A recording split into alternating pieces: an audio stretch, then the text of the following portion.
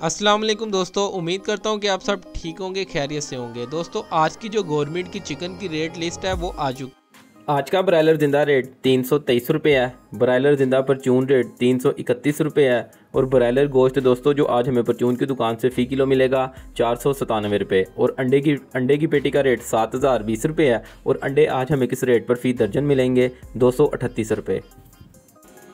और अगर दोस्तों बात की जाए कि आज बोनलेस का क्या रेट है, बोनलेस का रेट निकालने के लिए दोस्तों आपको ऊपर ब्रायलर जिंदा रेट नज़र आ रहा है 323 रुपये। आपने उसको ज़रब देनी है 2.2 के साथ। जब आप 2.2 के साथ ज़रब देंगे तो आपके पास आज का बोनलेस का रेट निकल आएगा।